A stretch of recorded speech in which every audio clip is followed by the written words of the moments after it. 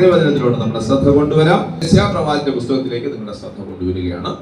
60-ാമത്തെ അധ്യായം അതിന്റെ 1-ാമത്തെ വചനം വായിച്ച ആ ഭാഗം ഒന്ന് വിവരിക്കുവാൻ കർത്താവ് ഞാൻ ആഗ്രഹിക്കുന്നു. യെശയ്യാവിന്റെ പുസ്തകം 60-ാമത്തെ അധ്യായം അതിന്റെ 1-ാമത്തെ വചനം. എഴുന്നേറ്റ് പ്രകാശിക്കുക, നിന്റെ പ്രകാശം വന്നിരിക്കുന്നു. മതി, എഴുന്നേറ്റ് പ്രകാശിക്കുക, നിന്റെ പ്രകാശം വന്നിരിക്കുന്നു. വളരെ ഫെമിലിയർ ആയിട്ടുള്ള ഒരു വേർഡാണ്. അല്ലെങ്കിൽ നമ്മൾ എപ്പോഴും ചിലപ്പോൾ പ്രാർത്ഥനയിലൊക്കെ ഉപയോഗിക്കുന്ന ഒരു വാക്കാണ്. നമ്മൾ പലപ്പോഴും ഉപയോഗിക്കുന്ന വാക്ക് എഴുന്നേറ്റ് എന്ത് ചെയ്യുക, പ്രകാശിക്കുക. എന്താണ് പ്രകാശിക്കുക എന്നതുകൊണ്ട് ഉദ്ദേശിക്കുന്നത്? എങ്ങനെയാണ് പ്രകാശിക്കേണ്ടത്? പ്രകാശിക്കുക എന്ന് പറയുമ്പോൾ നമുക്കറിയാം വിവിധ പ്രകാശങ്ങളുണ്ട്. വെളിച്ചങ്ങളെ കുറിച്ചാണ് ഞാൻ ഈ പറഞ്ഞിരിക്കുന്നത്. വിവിധ വെളിച്ചങ്ങളുണ്ട് അല്ലെ. സൂര്യൻ ഒരു വെളിച്ചമാണ്, ചന്ദ്രൻ ഒരു വെളിച്ചമാണ്, നക്ഷത്രങ്ങൾ ഒരു വെളിച്ചമാണ് അല്ലെ. അത് അതിന്റെ നിലകളിൽ പ്രകാശിക്കുന്നു. ട്യൂബ് ലൈറ്റ്, പിന്നെ CFL ലൈറ്റ്, ഇങ്ങനെ വിവിധ വെളിച്ചങ്ങളുണ്ട് അല്ലെ. അത് അതിന്റെ നിലകളിൽ പ്രകാശിക്കുന്നു. അപ്പൊ അത് അതിന്റെ നിലകളിൽ പ്രകാശിക്കുമ്പോൾ മനുഷ്യൻ എങ്ങനെയാണ് പ്രകാശിക്കേണ്ടത്, എവിടെയാണ് പ്രകാശിക്കുക, എന്താണ് പ്രകാശം എന്നതിനെ കൊണ്ട് ബൈബിൾ ഉദ്ദേശിക്കുന്നത്? അപ്പൊ വെളിച്ചം, അവിടെ വാക്യം വായിക്കുന്നത് എഴുന്നേറ്റ് പ്രകാശിക്കുക, നിന്റെ പ്രകാശം വന്നിരിക്കുന്നു അല്ലെ. അപ്പൊ എഴുന്നേറ്റ് പ്രകാശിക്കുക, നിന്റെ പ്രകാശം വന്നിരിക്കുന്നു. അപ്പൊ പ്രകാശമില്ലാത്തൊരു സമയം ഉണ്ടോ? അപ്പൊ അങ്ങനെ ഉണ്ടെന്നല്ലേ അവിടെ ആ വാക്യം നമുക്ക് വ്യക്തമാക്കുന്ന. പ്രകാശമില്ലാത്തത് എന്താണ്, പ്രകാശമുള്ളത് എന്താണ്? അപ്പൊ ഈ പ്രകാശത്തെ കുറിച്ച് നമ്മൾ നന്നായിട്ടൊന്ന് പഠിക്കണം. അപ്പൊ നമ്മൾ പ്രകാശമാണെന്ന് പല ഭാഗത്തും എടുത്തു പറഞ്ഞിട്ടുണ്ട്. ഇവിടെ ഈ ഭാഗം വന്നിരിക്കുമ്പോൾ ഇവിടെ പറഞ്ഞിരിക്കുന്നത് എഴുന്നേറ്റ് പ്രകാശിക്കാൻ നിന്റെ പ്രകാശം വന്നിരിക്കുന്നു. പ്രസന്റ് അല്ലേ പറഞ്ഞിരിക്കുന്ന, വന്നിരിക്കുന്നു എന്ന് പറയുമ്പോൾ ശരിയല്ലേ? വന്നിരിക്കുന്നു എന്ന് പറയുമ്പോൾ എന്തുവാണ്? യെശയ്യാപ്രവാചകൻ കണ്ടുകൊണ്ട് പറയുന്ന ഒരു കാര്യമാണ്. വരാനിരിക്കുന്നതിനെ കുറിച്ച് അത് 2-ാമത്തെ വാക്യത്തിൽ അദ്ദേഹം പറയുന്നുണ്ട്. ആ കാര്യങ്ങൾ വിശദീകരിക്കുമ്പോൾ പറയുന്നുണ്ട്, വരാനിരിക്കുന്ന വെളിച്ചം വന്നതായി കണ്ടുകൊണ്ടാണ് 1-ാം വാക്യത്തിൽ വിളിച്ചു പറയുന്നത് അല്ലെ. ഈ വെളിപ്പാട് ദർശനം എന്ന് പറയുമ്പോൾ നമുക്കറിയാം, വെളിപ്പാട് കണ്ടുകൊണ്ട് ഒരു മനുഷ്യൻ വ്യക്തമായി കാണുകയാണ്. കണ്ടുകൊണ്ട് പറയുന്നതിനെയാണ് വെളിപ്പാട് എന്ന് പറയുന്നത്. അപ്പോ യെശയ്യാവ് എന്ന പ്രവാചകൻ കാണുകയാണ്. ആരുടെ മേൽ വെളിച്ചം വരുന്നത്? ആരുടെ മേൽ വെളിച്ചം വരുന്നത്? സർവ്വ ജനതയുടെ മേൽ വരുന്ന ഈ വെളിച്ചം കണ്ടുകൊണ്ട്. അതാണ് പറഞ്ഞിരിക്കുന്നത്, നിന്റെ വെളിച്ചം വന്നിരിക്കുന്നു. സ്തോത്രം, ഹല്ലേലൂയ. എന്ത് വന്നിരിക്കുന്നു? നമ്മുടെ വെളിച്ചം അല്ലെങ്കിൽ പ്രകാശം വന്നിരിക്കുന്നു. ഇനി അടുത്ത വാക്യം പറയുമ്പോൾ വരുവാനിരിക്കുന്ന പ്രകാശം എടുത്തു പറയുന്നുണ്ട് ആ വാക്യം. അപ്പൊ അവിടെ നമുക്ക് ആ 2-ാമത്തെ വാക്യം കൂടെ ഒന്ന് നോക്കിയിട്ട് മുന്നോട്ട് പോകാം. വായിച്ചാട്ടെ 2-ാമത്തെ വാക്യം. അന്ധകാരം ഭൂമിയെയും ഭൂരിട്ട് ജാതികളെയും മൂടുന്നു, നിന്റെ മേലോ യഹോവ ഉദിക്കും. കണ്ടോ, നിന്റെ മേലെ യഹോവ ഉദിക്കും. എന്താ ചെയ്യാൻ പോകുന്നത്? കണ്ടോ, പ്രകാശം വന്നിരിക്കുന്നു എന്ന് പറഞ്ഞിട്ട് അത് പ്രസന്റ് കാണുകയാണ്. 2-ാമത് പറഞ്ഞിരിക്കുന്നു ഉദിക്കും. അപ്പൊ ഉദിക്കാനിരിക്കുന്ന വെളിച്ചം, വന്നിട്ടില്ലാത്ത വെളിച്ചം, വരാനിരിക്കുന്ന വെളിച്ചം. അപ്പൊ വന്നിട്ടില്ലാത്ത വെളിച്ചം, വരാനിരിക്കുന്ന വെളിച്ചം, അത് ഈ വെളിച്ചം എന്താണ്? കർത്താവായ യേശു ക്രിസ്തു പറഞ്ഞിരിക്കുന്നത് ഈ ഭാഗത്തിന്റെ മറ്റൊരു വാക്യം എടുത്ത് കർത്താവ് ഇങ്ങനെ പറഞ്ഞു. നമ്മളെ നോക്കിയാണ് ആ കാര്യം പറഞ്ഞത് അല്ലെ. ലോകത്തിന്റെ വെളിച്ചം ആരാണ്? യേശുയുടെ വെളിച്ചം ആരാണ്? യേശുയുടെ വെളിച്ചം അറിയാവോ? യേശുയുടെ വെളിച്ചം PSC ഉള്ളതാണ്. യേശുയുടെ വെളിച്ചം ശ്രീബുദ്ധൻ എന്നാണ് എഴുതിയിരിക്കുന്നത്. നിങ്ങൾ ഡിക്ഷണറിക്കകത്ത് യേശുയുടെ വെളിച്ചം അല്ലെങ്കിൽ PSC ഒരു ചോദ്യത്തിലുണ്ട് യേശുയുടെ വെളിച്ചം ആരാണെന്ന് ചോദിച്ചാൽ അതിനവിടെ എഴുതിയിട്ടുണ്ട് ശ്രീബുദ്ധൻ എന്നാണ്. എന്നാൽ ലോകത്തിന്റെ വെളിച്ചം ആരാന്ന് ചോദിച്ചാൽ കർത്താവായ യേശു ക്രിസ്തു, അതും അതിനകത്ത് എഴുതിയിട്ടുണ്ട്. Price the lord, hallelujah. എന്ത് മനോഹരമാണെന്നറിയാമോ? ലോകത്തിന്റെ വെളിച്ചം കർത്താവാണ്. ആ ലോകത്തിന്റെ വെളിച്ചമായ കർത്താവ് പറഞ്ഞത് നമ്മളെ നോക്കിയിട്ട് എന്താ പറഞ്ഞെന്നറിയാമോ? മത്തായി എഴുതിയ സുവിശേഷം അതിന്റെ 5-ാമത്തെ അധ്യായം 14-ാമത്തെ വചനം. അതുകൂടെ വായിച്ചിട്ടായിരിക്കും നമ്മൾ ഇതിന്റെ ഭാഗങ്ങൾ തുടർന്ന് മുന്നോട്ട് പഠിക്കുന്നത്. വായിച്ചേ. നിങ്ങൾ ആരാണ്? ലോകത്തിന്റെ വെളിച്ചമാണ് അല്ലെ. യേശു ലോകത്തിന്റെ വെളിച്ചമാണ്. ലോകത്തെ പ്രകാശിപ്പിക്കാൻ വന്ന പ്രകാശമാണ് യേശു. എന്നിട്ട് ആ യേശു പറഞ്ഞു നമ്മളാണ് ആ ലോകത്തിന്റെ വെളിച്ചം. അപ്പൊ ആരാണ് ലോകത്തിന്റെ വെളിച്ചം?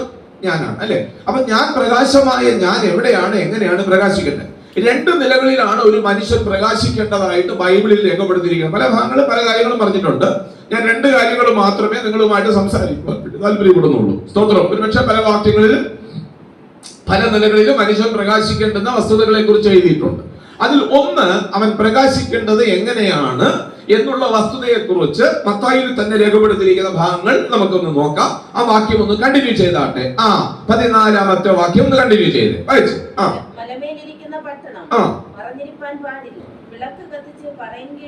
പിന്നെ അതിനെ വ്യാഖ്യാനിക്കുകയാണ്. വിളക്ക് കത്തിച്ചു.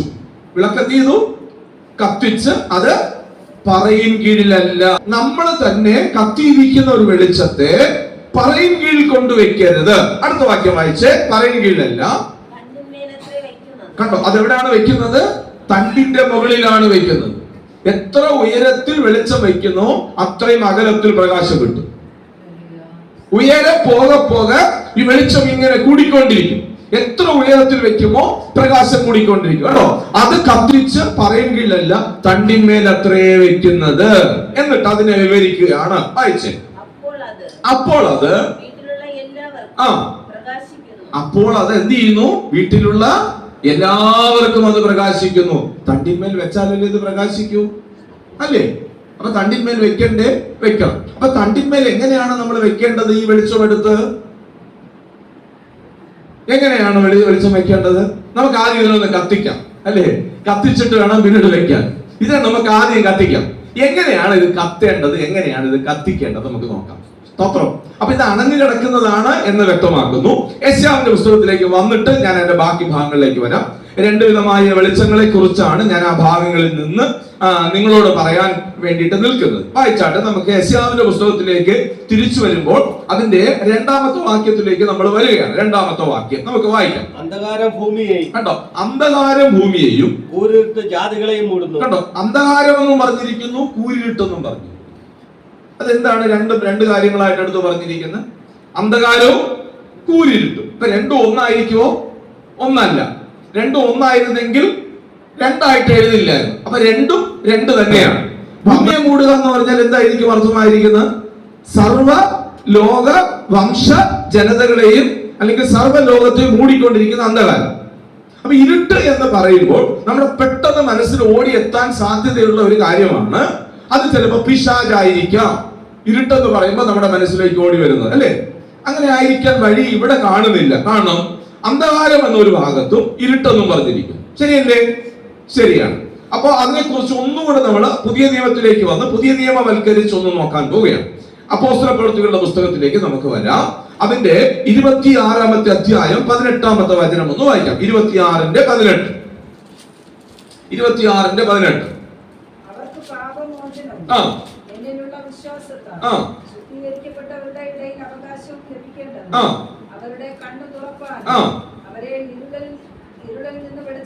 കണ്ടോ, അവരെന്ത് ചെയ്യുന്നു? ഇരുളിൽ നിന്ന് വെളിച്ചത്തിലേക്ക്. അപ്പൊ ആരോ ഒരാൾ ഇരുട്ടി കിടക്കുന്നു. നമ്മൾ അതിനെയാണ് കണ്ടുപിടിക്കാൻ പോകുന്നത്. ഇരുളിൽ നിന്ന് അവരെ വെളിച്ചത്തിലേക്ക്. കണ്ടോ, അപ്പൊ ഇരുട്ട് വേറെയാണ്, ഇരുളിൽ നിന്ന് വെളിച്ചത്തിലേക്ക്. അടുത്തത് സാത്താന്റെ അധികാരം. രണ്ട് കാര്യങ്ങളാണ് പറഞ്ഞിരിക്കുന്നത്. അത് അന്ധകാരം എന്നതിനെ ഉദ്ദേശിക്കുന്നത് സാത്താന്റെ അധികാരം. അപ്പൊ ഈ രണ്ടിൽ നിന്നുമാണ് മോചനം ലഭിക്കുന്ന ഒരു മനുഷ്യൻ പ്രകാശിക്കാൻ കഴിയുന്നത്. ഇപ്പൊ തിരിച്ച് പഴയ നിലയിലോട്ട് പോകാൻ പറ്റുമോ? പോകാൻ പറ്റും. അതാണ് നമ്മൾ വായിച്ചിട്ടുള്ളത്, നമ്മൾ പഠിച്ചിട്ടുള്ളത്. ജഡികനായി തീരുക. ആത്മീകൻ എന്ന് പറഞ്ഞാൽ അവൻ ആരാണ്? ആത്മാവുള്ളവൻ, ആത്മീക വിഷയത്തിന് പ്രാധാന്യത കൊടുക്കുന്നവൻ. ഇനി ജഡികൻ ആരാണ്? ജഡവിഷയത്തിന് പ്രാധാന്യം. ആത്മാവുണ്ടോ? ആത്മാവുണ്ട്. ആത്മാവ് കെട്ടുപോകുമോ? കെട്ടുപോകും. എങ്ങനെയാണ് കെട്ടുപോകുന്നത്? തന്റെ സ്വന്തം ക്രിയ പ്രവൃത്തികളിലൂടെ അവന് മാത്രം സംഭവിക്കാതിരിക്കുന്ന കാര്യമാണ് മരണം.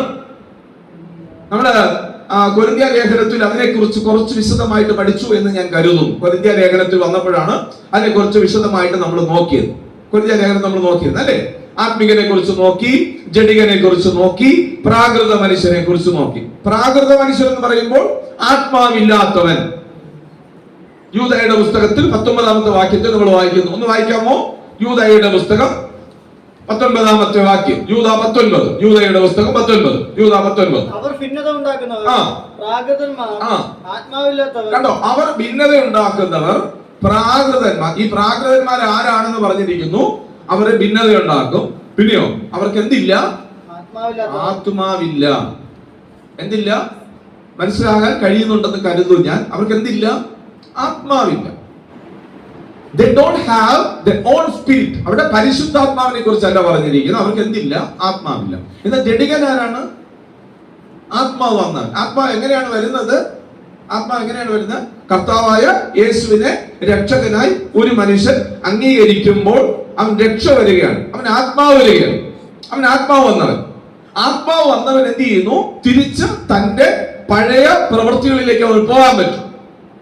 ഈ പഴയ പ്രവൃത്തികളിലേക്ക് പോകുന്ന ഒരു മനുഷ്യനെ ദൈവം എന്ത് ചെയ്യുന്നു? രണ്ട് തരത്തിൽ. അവൻ നഷ്ടപ്പെട്ടു പോകാതിരിക്കുവാൻ അവന്റെ ശുദ്ധീകരണത്തിന്റെ ഒരു പ്രോസസ്സിങ്ങിലൂടെ ദൈവം. വാക്യമാണ് 5-ാമത്തെ അധ്യായത്തിൽ നമ്മൾ വായിച്ചു. 5-ാമത്തെ അധ്യായം അതിന്റെ 4-ാമത്തെ വാക്യം ഒന്ന് വായിക്കാമോ? 1 കൊരിന്ത്യർ ലേഖനത്തിലെ കാര്യമാണ് ഞാൻ ഈ പറഞ്ഞു വരുന്നത്. 5:4.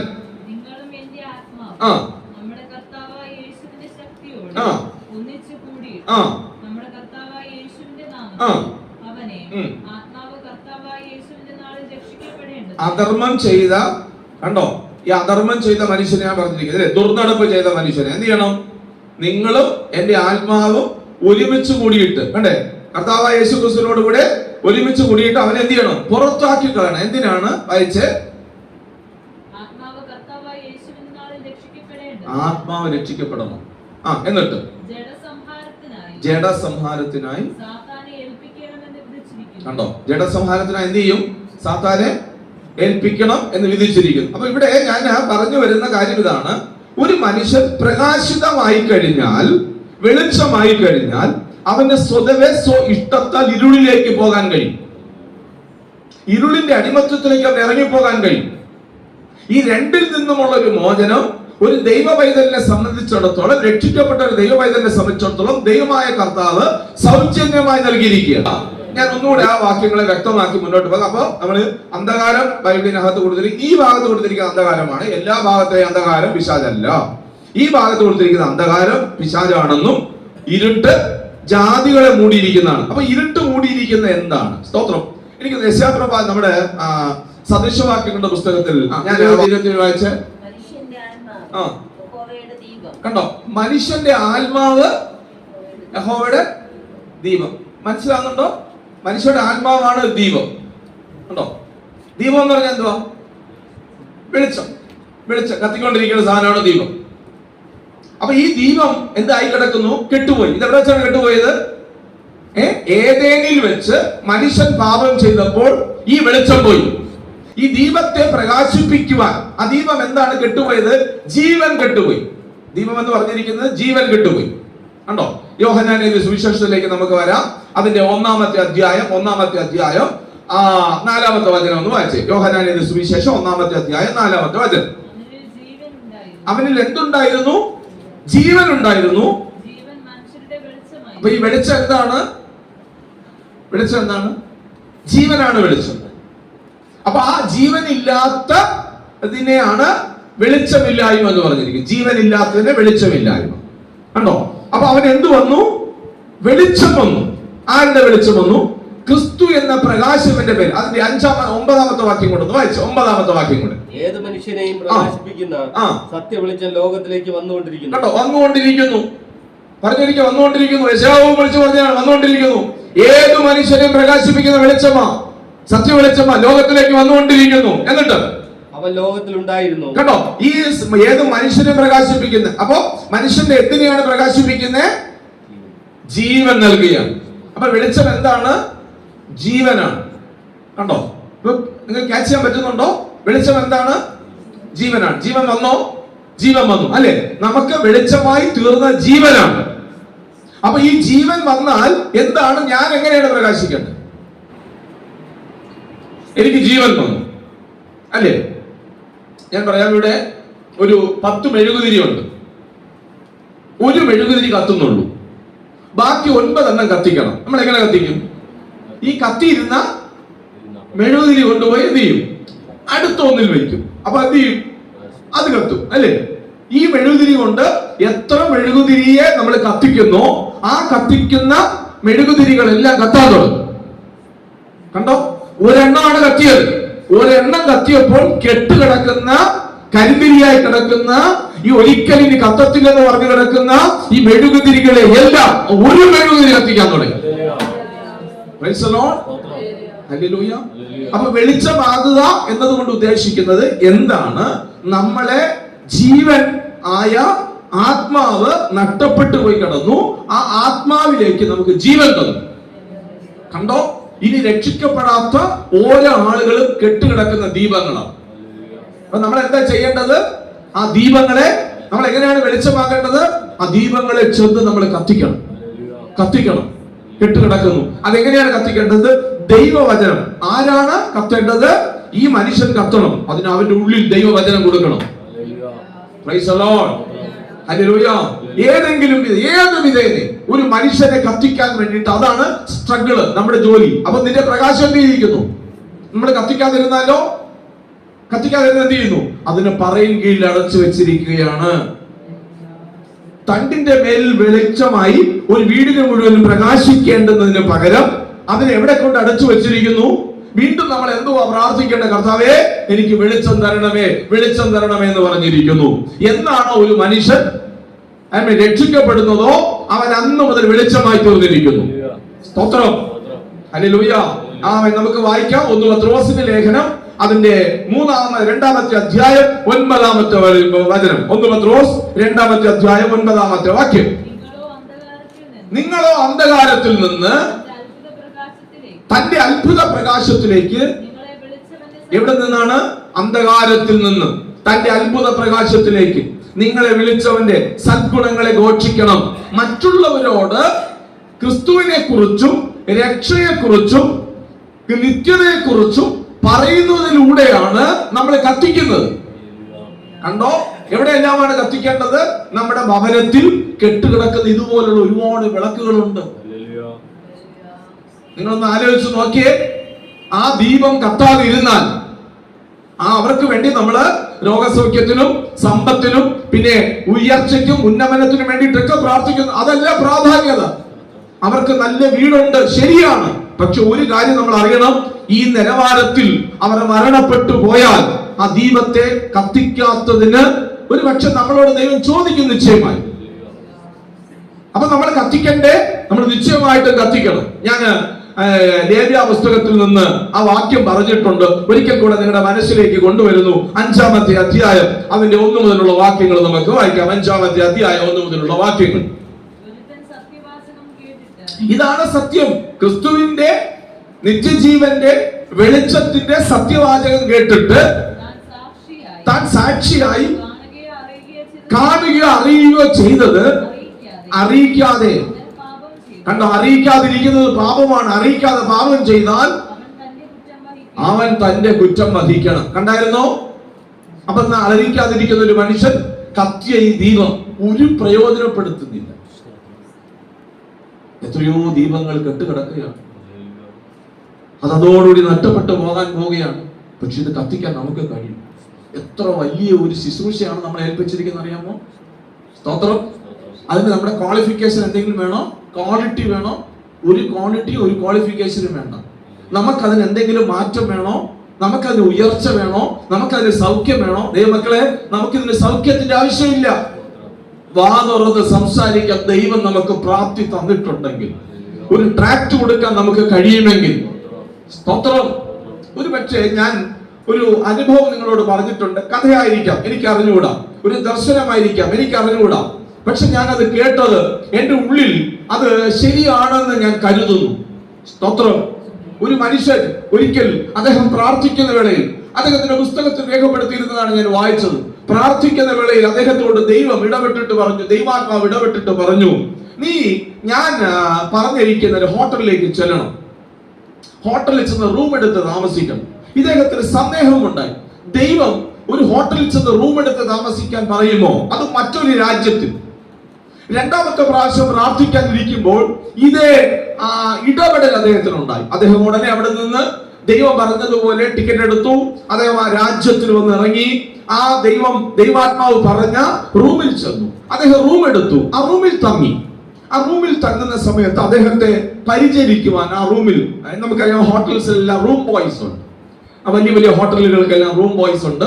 നമ്മൾ ഫുഡ് കഴിക്കാൻ പോകണമെന്നില്ല, നമ്മൾ സാധനം മേടിക്കാൻ പോകണമെന്നില്ല. നമ്മൾ എന്ത് ആവശ്യപ്പെടുന്നോ അത് ഈ മനുഷ്യൻ നമുക്ക് കൊണ്ടുതരും. ഒരു പക്ഷെ റൂം വെക്കേറ്റ് ചെയ്യുന്ന സമയത്ത് നമുക്ക് ആ ഫുഡ് നമ്മുടെ ഹോട്ടൽ ബില്ലിനോട് ചേർന്ന് ഈ ബില്ല് അടയ്ക്കാം. ചിലപ്പോൾ അപ്പോഴപ്പോഴും പേ ചെയ്യേണ്ടി വരും. അങ്ങനെ പരിചരിക്കാൻ വേണ്ടി വന്നത് സിക്കുകാരനായ ഒരു മനുഷ്യൻ. അദ്ദേഹത്തിന്റെ തലയിൽ സിക്കിന്റെ തലപ്പാവുണ്ട്. ഈ മനുഷ്യനാണ് ഇദ്ദേഹത്തെ പരിചരിച്ചത്.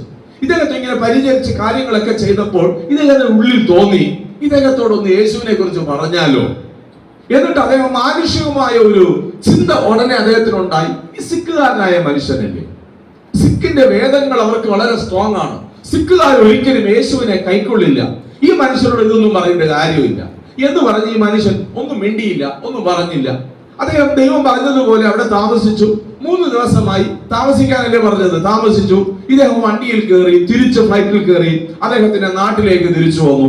വീണ്ടും അദ്ദേഹം പ്രാർത്ഥിക്കാൻ ഇരിക്കുന്ന സമയത്ത് വീണ്ടും ദൈവാത്മാവ് ഇടപെട്ടിട്ട് പറഞ്ഞു, നീ ആ ഹോട്ടലിലേക്ക് തിരിച്ചു പോകണം. അപ്പൊ ഇദ്ദേഹത്തിന് തോന്നി, എന്തുവാ ഇത്, ഒരു ഹോട്ടലിൽ പോകാൻ പറഞ്ഞു, അവിടെ ഞാൻ താമസിച്ചു. 3 ദിവസം കഴിഞ്ഞപ്പോൾ വീണ്ടും എന്നോട് അവിടെ പോകാൻ പറയുന്നല്ലോ, എന്താണിത്? എനിക്ക് തോന്നുന്നതാണോ, സാത്താൻ പറയുന്നതാണോ? വീണ്ടും വ്യക്തമായി ദൈവശബ്ദം തിരിച്ചറിയാവുന്ന ഈ മനുഷ്യൻ ആ ദൈവശബ്ദം കേട്ടു, നീ വീണ്ടും ആ ഹോട്ടലിലേക്ക് പോകണം. അദ്ദേഹം വീണ്ടും ദൈവം പറഞ്ഞതുകൊണ്ട് വീണ്ടും ടിക്കറ്റ് എടുത്തു, ഫ്ലൈറ്റിൽ കയറി ആ രാജ്യത്തിൽ വന്നു, ഹോട്ടലിൽ പോയി. ഹോട്ടലിൽ പോകുമ്പോൾ കാണുന്നത് ആ ഹോട്ടലിൽ ഒരു കറുത്ത കൊടി കെട്ടിയിരിക്കുകയാണ്. അപ്പൊ ഇദ്ദേഹം ചോദിച്ചു, എന്താണ്? റിസപ്ഷനിൽ പോയി ചോദിച്ചു, എന്താണ് ഇവിടെ, എന്താണ് കുഴപ്പം, എന്താണെന്ന് ചോദിച്ചു. പറഞ്ഞു, സാർ ഒരു കഴിഞ്ഞ ആഴ്ച ഇവിടെ താമസിച്ചല്ലേ? അതെ. സാറിന്റെ റൂമിൽ സാറിനെ പരിചരിക്കാൻ വന്ന ഒരു സിക്കുകാരൻ ഉണ്ടായിരുന്നല്ലോ? അതെ. അദ്ദേഹം സാറ് പോയതിനു ശേഷം സാറിന്റെ ബെഡ്റൂമിൽ ഫാനിൽ അദ്ദേഹം കയറി തൂങ്ങി ആത്മഹത്യ ചെയ്തു. കഠിനമായ വേദന മനുഷ്യനുണ്ടായി. കാരണം ദൈവാത്മാവ് എന്നോട് ഇടപെട്ടതാണ്. ഈ മനുഷ്യനെ കണ്ടപ്പോൾ ഈ മനുഷ്യനോട് യേശുവിനെ കുറിച്ച് പറയണം എന്ന് അദ്ദേഹത്തോട് ഇടപെട്ടതാണ്, തോന്നിയതാണ്. പക്ഷെ അത് പറയാൻ അദ്ദേഹം എന്ത് ചെയ്യില്ല, തയ്യാറായില്ല. ദൈവമക്കളെ, നമ്മൾ സാഹചര്യം നോക്കരുത്, മനുഷ്യരെ നോക്കരുത്, അവർ എന്ത് കരുതുമെന്ന് നോക്കരുത്, നമുക്ക് സൗഖ്യം കിട്ടിയിട്ട് പറയാമെന്ന് നോക്കരുത്, നമ്മൾ സമ്പന്നരായതിനു ശേഷം പറയാമെന്ന് നോക്കരുത്, നമ്മുടെ കുടുംബത്തിന്റെ സാഹചര്യങ്ങളും സ്ഥിതികളും എല്ലാം മാറിയിട്ട് പറയാമെന്ന് ഓർക്കരുത്. Praise the lord, hallelujah. ഈ മനുഷ്യൻ വളരെ വേദനയായി. അദ്ദേഹം തിരിച്ചു ഭവനത്തിലേക്ക് വന്നു. അദ്ദേഹം പ്രാർത്ഥനയിൽ തുടർന്നു. ഒരു ദിവസം അദ്ദേഹം കിടന്നുറങ്ങുമ്പോൾ അദ്ദേഹം ഒരു സ്വപ്നം കണ്ടു. ആ സ്വപ്നത്തിൽ ഇങ്ങനെയാണ് അദ്ദേഹം കണ്ടത്, ഇദ്ദേഹം മരണപ്പെട്ടു. വെള്ള സിംഹാസനത്തിന് മുമ്പിൽ യേശുവിനോട് കൂടെ ഇദ്ദേഹം നിൽക്കുകയാണ്. അദ്ദേഹം ആരുടെ കൂടെ നിൽക്കുകയാണ്? യേശുവിനോട് കൂടെ തന്നെയാണ് നിൽക്കുന്നത്. സ്തോത്രം. യേശുവിനോട് കൂടെ നിൽക്കുകയാണ്. നിൽക്കുന്ന സമയത്ത് ഓരോരുത്തരുടെയും ജീവപുസ്തകം തുറക്കുന്നു, ഓരോരുത്തരുടെയും പേര് വിളിക്കുന്നു. ആ പേര് വിളിച്ച് ജീവപുസ്തകത്തിന്റെ പേര് എഴുതി കാണാത്ത ഓരോരുത്തരെയും തീപ്പൊയ്കയിൽ ഇങ്ങനെ പറഞ്ഞയക്കുകയാണ്, തള്ളിയിട്ടുകൊണ്ടിരിക്കുകയാണ്. അപ്പൊ ഇദ്ദേഹം വെള്ള സിംഹാസനത്തിന്റെ മുമ്പിൽ കൂടെ നിൽക്കുമ്പോൾ ഇദ്ദേഹം കാണുന്ന ഒരു കാഴ്ച, ഈ സിക്കുകാരനും കൂടെ ഈ ക്യൂവിൽ നടന്നു വരികയാണ്. മരണപ്പെട്ടു പോയ സിക്കുകാരൻ വരുന്നു. ഈ സിക്കുകാരൻ വരുമ്പോ ഇദ്ദേഹത്തെ കടന്നാണ് അടുത്തത് ഈ സിംഹാസനത്തിന്റെ മുമ്പിലേക്ക് ചെല്ലേണ്ടത്. ഈ മനുഷ്യന്റെ മുമ്പിൽ വന്ന് നിന്ന് അദ്ദേഹം കരയാൻ തുടങ്ങി. ഏറെ നേരം കരഞ്ഞു. ഏറെ നേരം കരഞ്ഞിട്ട് ഈ മനുഷ്യൻ മുന്നോട്ട് പോയി. ഈ കരയുന്ന സമയത്ത് ഈ മനുഷ്യൻ പറഞ്ഞു, സാർ, ഞാൻ അങ്ങയുടെ മുറിയിൽ വന്ന് പരിചരിച്ചല്ലോ സാറേ. 3 ദിവസം ഞാൻ ഭക്ഷണം കൊണ്ടു തന്നു. എന്റെ മനസ്സ് ആകപ്പാടെ തകർന്നു. ഞാൻ നേരിട്ട് കൊണ്ടിരുന്ന വിഷയത്തിന് എനിക്കൊരു ആശ്വാസമോ എനിക്ക് അതിൽ നിന്നൊരു വിമോചകനെയോ എനിക്ക് അറിഞ്ഞുകൂടായിരുന്നു. അത് അങ്ങേക്കറിയാമായിരുന്നില്ലേ? എന്റെ കെട്ടുകിടക്കുന്ന ഈ ദീപത്തെ കത്തിക്കാനുള്ള വെളിച്ചം അങ്ങയുടെ കയ്യിൽ ഉണ്ടായിരുന്നില്ലേ? അങ്ങ് കത്തിക്കാതെ പോയല്ലോ. വിഷമത്തോടുകൂടി പോയി. ഇദ്ദേഹം സ്വർഗത്തിൽ തന്നെയാണ് ഇരിക്കുന്നത്. പക്ഷെ ആ മനുഷ്യൻ നരകത്തിലേക്ക് പോയി.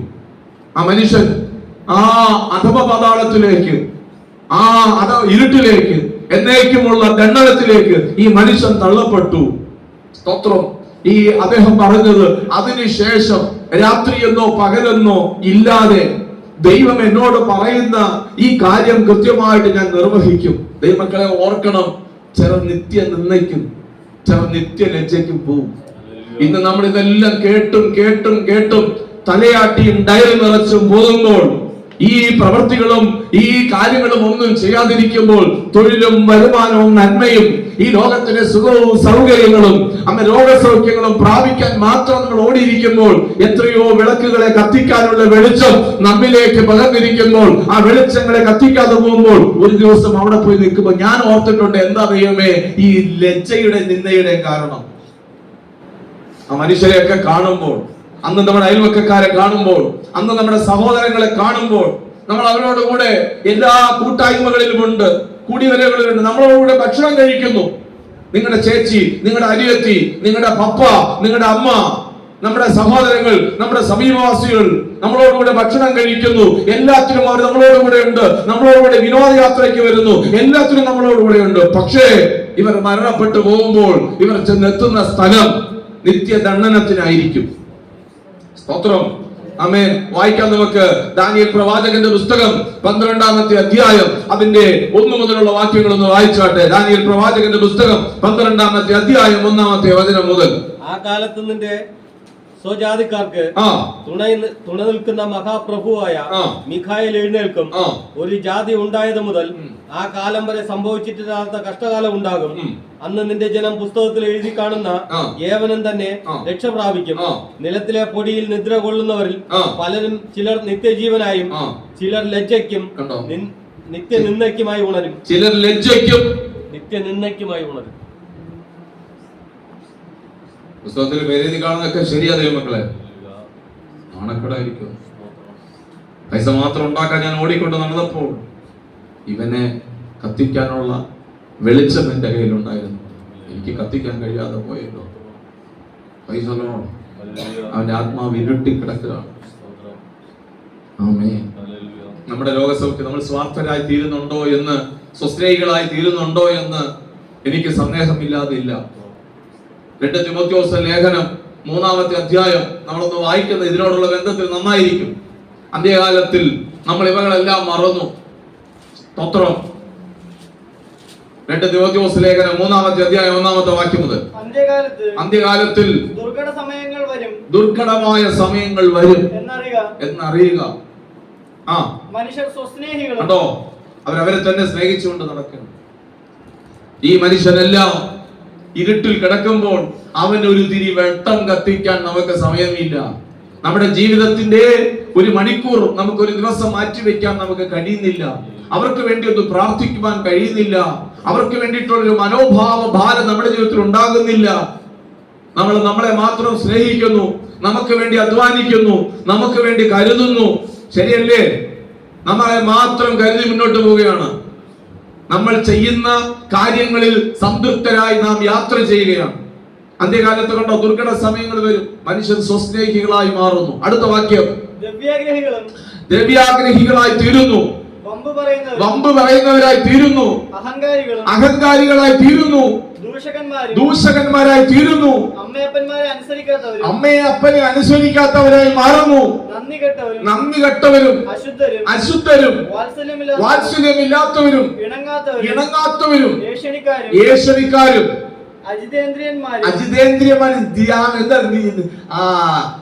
ഇന്ദ്രിയ നിയന്ത്രണം ഇല്ലാത്തവരായി തീരുന്നു. ഇന്ദ്രിയങ്ങൾ പറയുന്ന സുഖങ്ങൾക്ക് വേണ്ടി മാത്രം യാത്ര ചെയ്യുന്നവരായി തീരുന്നു. ഇന്ദ്രിയം എന്ത് പറയുമോ ആ മോഹത്തിനൊത്തവണ്ണം ജീവിക്കുന്നു. ഇന്ദ്രിയ സുഖങ്ങൾക്കാണ് മനുഷ്യൻ ഇന്ന് ഇമ്പോർട്ടൻസ് കൊടുക്കുന്നത്. സ്തോത്രം. ഹല്ലേലൂയ. നമ്മൾ ഒരിക്കൽ ലജ്ജിക്കേണ്ടി വരും, ഒരിക്കൽ നാണിക്കേണ്ടി വരും. ഞാൻ ചിന്തിച്ചു, എങ്ങനെയാ നാണിക്കുന്നത്? ദൈവം അങ്ങനെ നാണിപ്പിക്കുമോ? ദൈവം മുഖപക്ഷം ഇല്ലാത്തവനല്ലേ? എനിക്ക് പലപ്പോഴും സംശയം ഉണ്ടായിട്ടുള്ള കാര്യമാണ്. മുഖപക്ഷമില്ലാത്ത നാണിക്കുന്നവരൊന്നും ഒരുത്തുമല്ല. ഈ മനുഷ്യൻ നരകത്തിലേക്ക് പോകുമ്പോൾ ഒന്ന് ആലോചിച്ച് നോക്കിയേ. സ്തോത്രം. നമ്മൾ നല്ല സാക്ഷ്യങ്ങളൊക്കെ പറയുന്നു. ജീവനുള്ളവരുടെ ദേശത്ത് ഒരാഴ്ച കാലം കൂടെ ജീവിക്കാൻ എനിക്ക് ദൈവം ഭാഗ്യം നൽകിയെന്ന്. ഈ ഒരാഴ്ച കൊണ്ട് എന്തുവാ ചെയ്തേ? നമ്മൾ ജീവിച്ചിട്ട് എന്താണ് ചെയ്തത്? നമ്മൾ സ്വസ്നേഹികളായി മാറി. നമ്മളെ മാത്രം കരുതുവാനുള്ള ഓട്ടം. രാവിലെ മുതൽ ഓടുന്നു, രാത്രി വരെ ഉറങ്ങാൻ വരുന്ന സമയം വരെ നമ്മൾ ഓടുകയാണ്. സ്തോത്രം. ദൈവമക്കളെ ചെയ്തോ? അതൊന്നും വേണ്ടതല്ല പറയുന്നത്. ഉപജീവന മാർഗങ്ങളും മറ്റും ഒന്നും നമുക്ക് വേണ്ടതല്ല പറയുന്നത്. അതിനോടൊപ്പം കെട്ടുകിടക്കുന്ന പല ദീപങ്ങളും. ഞാൻ പറയുന്നത് ഇവർ പെന്തിക്കോസ്തി വരണമെന്നല്ല ഞാൻ ഈ പറയുന്നത്. രക്ഷ പ്രാപിക്കണം. നമ്മുടെ ജീവിതം ഇനി ആവോളം അതിനായി മാറ്റിവെക്കണം. ഒന്ന്, നമ്മുടെ പ്രകാശം എന്ന് പറയുന്നത് അത്തിയിരിക്കും നമ്മുടെ ആത്മാവ്. സ്തോത്രം. 2, പ്രകാശം എന്നതിനെ കുറിച്ച് പറഞ്ഞിരിക്കുന്നത് ഇനി പ്രകാശിക്കപ്പെട്ട നമ്മളെ ലോകം കാണുകയാണ്. നമുക്ക് 2 കണ്ണുകൾ ലോകത്തെ കാണാൻ, നമ്മളെ കാണാൻ 1000 കണ്ണുകളാണ്. ശരിയല്ലേ? നമുക്ക് 2 കണ്ണുകളേ ഉള്ളൂ ലോകത്തെ കാണാൻ, 1000 കണ്ണുകളാണ് നമ്മളെ നോക്കിക്കൊണ്ടിരിക്കുന്നത്. ഞാൻ മത്തായിലേക്ക് തിരിച്ചു വന്ന് ഞാൻ അവസാനിപ്പിക്കുകയാണ്. ഞാൻ വളരെ സമയം ദീർഘമായിട്ട് എന്റെ ഈ പ്രസംഗം നീട്ടുവാൻ വേണ്ടിയിട്ട് താല്പര്യപ്പെടുന്നില്ല. മത്തായിലേക്ക് ഞാൻ തിരികെ നിങ്ങളെ കൊണ്ടുവരുന്നു. ആ 15-ാമത്തെ അധ്യായത്തിൽ 15-ാമത്തെ വാക്യത്തിലേക്ക്. എന്താണ് നമ്മളെ കത്തേണ്ടുന്ന ഒരു വെളിച്ചം ഞാൻ പറഞ്ഞു. നമ്മളെ കർത്താവായ യേശു ക്രിസ്തു കാൽവരിയിലൂടെ മരണത്തോടുകൂടെ നമുക്ക് വീണ്ടെടുപ്പായ രക്ഷയായിരിക്കുന്ന നിത്യജീവനായിരിക്കുന്ന യാഗം സമ്പൂർണ്ണമാക്കി തീർത്തത് കൊണ്ട് കർത്താവ് പറഞ്ഞു, ടെറ്റലസ്റ്റായി നിന്നെ ഞാൻ കത്തിച്ചിരിക്കുക, എന്നെ നീ ഒന്ന് വിശ്വസിച്ചാൽ മതി. സ്തോത്രം. ഹല്ലേലൂയ. നമ്മൾ ഇരുട്ടിൽ നിന്ന് വിടുവിച്ചു. കണ്ടോ? അതുകൊണ്ടാണ് കൊലോസ്യ ലേഖനത്തിൽ പറഞ്ഞത്, ഇരുട്ടിന്റെ അധികാരത്തിൽ നമ്മളെ വിടുവിച്ചു. നമ്മളെ എവിടെ ആക്കി വെച്ചു? പുത്രന്റെ രാജ്യത്തിന്റെ പ്രത്യേകത എന്തുവാ? കഴിഞ്ഞ ദിവസം നമ്മൾ ചിന്തിച്ചതാണ്. പുത്രന്റെ രാജ്യത്തിന്റെ പ്രത്യേകതയെ കുറിച്ച് ചിന്തിച്ചു. ഭക്ഷണവും പാനീയവും അല്ല. നമ്മൾ ഭക്ഷണത്തിനും പാനീയത്തിനും വേണ്ടിയിട്ട് മാത്രം ജീവിക്കേണ്ടുന്നവരല്ല. ഈ രാജ്യത്തിനകത്ത് ഭക്ഷണവും പാനീയവും അല്ല, പിന്നെയോ നീതിയും സമാധാനവും പരിശുദ്ധാത്മാവിനുള്ള സന്തോഷവും. സ്തോത്രം. എന്താണ് രണ്ടാമത് നമ്മൾ ചെയ്യേണ്ടുന്ന, നമ്മൾ പ്രകാശിക്കേണ്ടുന്ന വെളിച്ചം? രണ്ടാമത്തെ വെളിച്ചം. ഒന്നാമത്തെ വെളിച്ചം കെട്ടുകിടന്ന നമ്മുടെ ആത്മാവിന്റെ ദീപത്തെ ക്രിസ്തു കത്തിച്ചു. മറ്റുള്ള ദീപത്തെ കൂടെ കത്തിക്കുവാൻ രണ്ടാമത് നമ്മൾ പ്രകാശിക്കേണ്ട വെളിച്ചം എങ്ങനെയാണ്? മത്തായിയുടെ സുവിശേഷം 5-ാമത്തെ അധ്യായം 15-ാമത്തെ വാക്യം വായിച്ച്. വിളക്ക് കത്തിച്ച് പറയൻ കീഴിലല്ല, അല്ല തണ്ടിന്മേലത്രേ വെക്കുന്നത്, അപ്പോൾ അത് വീട്ടിലുള്ള എല്ലാവർക്കും പ്രകാശിക്കുന്നു. അങ്ങനെ തന്നെ മനുഷ്യൻ നിങ്ങളുടെ നല്ല പ്രവൃത്തികളെ കണ്ട്, അങ്ങനെ തന്നെ മനുഷ്യർ നിങ്ങളുടെ നല്ല പ്രവൃത്തികളെ കണ്ട്, ഗുഡ് വർക്ക്സ്, നല്ല പ്രവൃത്തികളെ കണ്ട് സ്വർഗ്ഗസ്ഥനായ നിങ്ങളുടെ പിതാവിനെ മഹത്വപ്പെടുത്തേണ്ടതിന് നിങ്ങളുടെ വെളിച്ചം അവരുടെ മുമ്പിൽ പ്രകാശിക്കട്ടെ. അപ്പൊ എന്താണ് വെളിച്ചം? ഗുഡ് വർക്ക്, നല്ല പ്രവൃത്തി. ഇതെങ്ങനെയാണ് കണ്ടുപിടിക്കേണ്ടത്? ഞാൻ എന്നിൽ ശോധന ചെയ്യേണ്ടതാണ്. എന്റെ പ്രവൃത്തികൾ നല്ലതോ? സ്തോത്രം. മറ്റുള്ളവർക്ക് അനുകരിക്കാൻ കഴിയുന്നതോ? അതെന്താണ് നല്ല പ്രവൃത്തികൾ? മറ്റുള്ളവർക്ക് അനുകരിക്കാൻ കഴിയുന്നതോ? നമ്മൾ മറ്റുള്ളവരെ കുറ്റം പറയുമ്പോൾ ദൈവമക്കളെ ഒന്ന് നിന്ന് ചിന്തിക്കേണ്ടതാണ്. മറ്റുള്ളവരെ കുറ്റം പറയുവാൻ നമുക്കെല്ലാം എളുപ്പമാണ്. കുറ്റം പറയേണ്ടുന്ന മനുഷ്യന് വേണ്ടുന്ന ഒരു ക്വാളിറ്റി ഞാൻ പറയാം. കുറ്റം പറയുന്ന മനുഷ്യന് വേണ്ടുന്ന ഒരു ക്വാളിറ്റി തന്നെ കാണിച്ചു കൊടുക്കണം. എന്നെ പോലെ നടയടാന്ന് പറയണം. പറയാൻ പറ്റിയില്ലെങ്കിൽ മിണ്ടരുത്. എല്ലാവരുടെയും നേരെ നമുക്ക് വിരൽ ചൂണ്ടാൻ പറ്റും. ആ മനുഷ്യനെ നോക്കിയിട്ട് പറയാം, ഇന്ന മനുഷ്യൻ തെറ്റ് ചെയ്തു, ഇന്ന മനുഷ്യൻ തെറ്റ് ചെയ്തു, ഓക്കെ ഞാൻ എഗ്രി ചെയ്യുന്നു, സമ്മതിക്കുന്നു. പക്ഷെ നമുക്ക് നമ്മളെ കാണിച്ചു കൊടുത്തോണ്ട് അങ്ങനെയല്ല നടക്കേണ്ടത്, ഇങ്ങനെയാണ് നടക്കേണ്ടതെന്ന് കാണിച്ചു കൊടുക്കാനുള്ള പ്രാഗൽഭ്യം ക്രിസ്തുവിൽ നിന്ന് നമ്മൾ പ്രാപിക്കണം. ക്രിസ്തുവിൽ നിന്ന് പ്രാപിക്കണം. എങ്ങനെയല്ല നടക്കേണ്ടത്, ഇങ്ങനെയാണ് നടക്കേണ്ടത്. സ്തോത്രം. അതിനാ നമ്മൾ വില കൊടുക്കേണ്ടേ, അതിനാ നമ്മൾ ആത്മാഭിഷേകം പ്രാപിച്ചിരിക്കുന്നത്. കർത്താവിനോട് പറയണം, ദൈവമേ എന്നെ സഹായിക്കണമേ, എനിക്ക് ബലം നൽകണമേ, എന്റെ അകത്ത് ആത്മശക്തി അധികമായി മറ്റുള്ളവർക്ക് മുൻപിൽ ഞാൻ പ്രകാശിതമായി തീരുവാൻ. നമുക്ക് തോന്നും ഇങ്ങനെ പറയാൻ കഴിയും. പല ഭാഗത്തായിട്ട് അതിനെ അപ്പോസ്തലനായിരിക്കുന്ന പൗലോസ് രേഖപ്പെടുത്തിയിട്ടുണ്ട്. അതിൽ ഒരു വാക്യം മാത്രം ഞാൻ ഒന്ന് തൊടാം, വായിച്ചോട്ടെ. അങ്ങനെ 1 കൊരിന്ത്യർക്കെഴുതിയ ലേഖനം 11-ാമത്തെ അധ്യായം 1-ാമത്തെ വചനം, 11-ന്റെ 1. കണ്ടോ? I am the follower of Christ. ഞാൻ ക്രിസ്തുവിന്റെ അനുകാരിയാണ്. ക്രിസ്തുവിന്റെ അനുകാരി എന്ന് പറഞ്ഞാൽ ക്രിസ്തു ഈ ഭൂമിയിൽ ജീവിച്ചതുപോലെ ജീവിക്കാൻ വേണ്ടി. അതാണ് വില കൊടുക്കുക. അങ്ങനെ വരുമ്പോൾ നമ്മുടെ സുഖം കളയേണ്ടി വരും, നമ്മുടെ ഇഷ്ടങ്ങളും നിഷ്ഠകളും കളയേണ്ടി വരും, ഇച്ഛകൾ ഉപേക്ഷിക്കേണ്ടി വരും. നമ്മൾ വിജയം എന്ന് പറയുന്നത് എനിക്ക് ഇന്നും മനസ്സിലാകാത്തതാണ്. വിജയം എന്നുള്ള വാക്കിനർത്ഥം ഡെഫിനിഷൻ ഇന്നും മനസ്സിലായിട്ടില്ല. എന്ത് വിജയമാണ്? എവിടെ നിന്ന് വിജയിക്കാൻ? ആരോട് ജയിക്കുക? എന്താ ഈ ഓട്ടം? എന്താണ് ഈ ഓട്ടം? എന്താ പരാജയം? സ്തോത്രം. ഹല്ലേലൂയ. എന്താണ് പരാജയം? എന്താണ് ജീവിതം? നമ്മളൊന്ന് ഇതിനെക്കുറിച്ച് ആഴമായി ചിന്തിക്കുന്നതും പഠിക്കുന്നതും മനസ്സിലാക്കേണ്ടുന്നതും ആയ ഒരു കാര്യമാണ്. ഉണ്ടോ? ക്രിസ്തുവിനെ ഞാൻ അനുകരിക്കുകയാണ്. എന്നിട്ട് അടുത്ത വാക്യം പൗലോസ് പറഞ്ഞത് നിങ്ങൾ ശ്രദ്ധിച്ചോ, ഞാൻ കർത്താവിന്റെ അനുകാരിയായിരിക്കുന്നത് പോലെ. നിങ്ങൾ ആരുടെ അനുകാരിയാണോ? ആരുടെ അനുകാരി? ക്രിസ്തുവിന്റെ അല്ല, എന്റെ. കാരണം ഞാൻ ക്രിസ്തുവിന് ഈ ഭൂമിയിൽ ജീവിക്കുമ്പോൾ മാതൃകയാണ്. അർത്ഥം മനസ്സിലായോ? ക്രിസ്തുവിന് പകരക്കാരായി നമ്മളെ വെച്ചിരിക്കുക. അതാണ് ക്രിസ്തുവിന്റെ വർത്തമാന പത്രം. പത്രം എന്തിനാണ്? നമ്മുടെ വീട്ടിൽ പത്രം വരുത്തുന്നില്ല. അയ്യോ, നിങ്ങളുടെ ഇരിപ്പൊക്കെ കണ്ടിട്ട് പത്രം പോലും വരുത്താത്ത ആളുകളാണോ? ഞാൻ പത്രം നിർത്തി. കാരണം വരുത്തിയിട്ട് ആരും വായിക്കുന്നില്ല. അതായിരിക്കും നിങ്ങൾ വരുത്താത്തല്ലോ. വരുത്തിയിട്ടും കാര്യമില്ല, വെറുതെ പൈസ കൊടുക്കണം. പിന്നെ അതിന് ഗുണം ചെയ്യുന്നതെന്ന് പറഞ്ഞാൽ 6 മാസത്തിലൊരിക്കൽ, 1 വർഷത്തിലൊരിക്കൽ തൂക്കി വിറ്റ് കഴിഞ്ഞാൽ അന്നത്തെ ഏതെങ്കിലും വണ്ടിക്കൂലിക്ക് കാശാവും. അല്ലാണ്ട് വേറൊരു ഗുണം ചെയ്യും. പത്രം എന്തിനാ വരുത്തുന്നേ? പത്രം എന്തിനാ വരുത്തുന്നേ? ലോകത്തിലുള്ള കാര്യങ്ങളെ അറിയാൻ. അല്ലേ? അപ്പൊ ക്രിസ്തുവിന്റെ വർത്തമാന പത്രം എന്ന് പറഞ്ഞാൽ പത്രം ലോകത്തിലുള്ള കാര്യങ്ങളാണ്. ക്രിസ്തുവിന്റെ വർത്തമാന പത്രം എന്ന് പറഞ്ഞാൽ നമ്മളെ വായിക്കണം. ബൈബിൾ അല്ല വായിക്കണം, നമ്മളെ വായിക്കണം. ആര് വായിക്കണം? നമ്മളെ മറ്റുള്ളവർ വായിക്കാൻ യോഗ്യമാകുന്ന നിലയിൽ നിന്നു കൊടുക്കണം. നമ്മളെ വായിക്കണം. നമ്മളെ വായിച്ചപ്പോ നമ്മളിൽ കണ്ടു, ക്രിസ്തുവിനെ കണ്ടു. നമ്മുടെ സ്നേഹത്തിലൂടെ കാണണം, നമ്മുടെ ദയയിലൂടെ കാണണം, നമ്മുടെ കരുണയിലൂടെ കാണണം. ആ ഫ്രൂട്ട്സ് നമ്മിൽ നിന്നുണ്ടാകണം, ആ ഫലം നമ്മളിൽ നിന്ന് പുറപ്പെടണം. ഈ ഫലം പുറപ്പെടുന്നതിലൂടെയാണ് ലോകത്തിൽ നമുക്ക് പ്രകാശമായി തീരാൻ കഴിയുന്നത്. ഇത് നമുക്ക് ബലമായി ഭവിക്കും. സ്തോത്രം. ഇത് നമ്മുടെ അകത്തു നിന്ന് പുറത്തേക്ക് വരണം ദൈവമക്കളെ. സ്തോത്രം. ഹല്ലേലൂയ. അല്ലാത്ത ജീവിതം, പ്രയോജനമില്ലാത്ത ജീവിതമായി, അസ്തമിച്ചു പോകുന്ന ജീവിതമായി തീരുവാൻ കാരണമായി തീരും. ഒന്നുകൂടെ ഞാൻ ആ വാക്ക് പറയാം. മറ്റൊരാളിന്റെ കുറ്റം പറയുമ്പോൾ ഇതുപോലെ നടക്കാൻ ക്രിസ്തുവിന്റെ പകരക്കാരനായി വെച്ചിരിക്കുകയാണ്. അത് വർത്തമാന പത്രം, സൗരഭ്യവാസന. വാസന എന്തിനാ? സ്പ്രേ അടിക്കുമ്പോ അത് ഏത് ആണ്, അതിന്റെ ആ സ്മെല്ല് ഏതിൻ്റെതാണ്?